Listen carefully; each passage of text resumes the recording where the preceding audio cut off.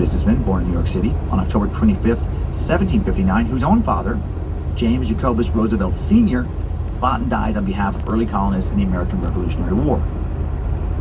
James Roosevelt's father was Johannes Roosevelt, born in New York in 1689, and his father was Nicholas Roosevelt, born in New York City in 1658, before it became New York City and was still called New Amsterdam. The Roosevelts are old school New Yorkers, true OGs in the history of Manhattan. Now, Nicholas was the first Roosevelt to hold a political office in America as an alderman, which is an elected official of a municipal council, and he is not only the fourth great-grandfather of Teddy Roosevelt, he is also the fourth great-grandfather of Franklin Delano Roosevelt.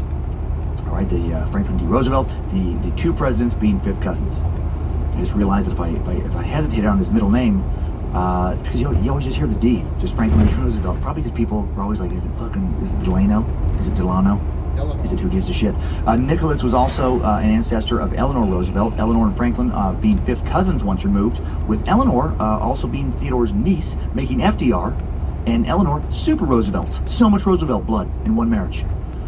Both Eleanor and FDR would be great sucks. Suck them so hard someday.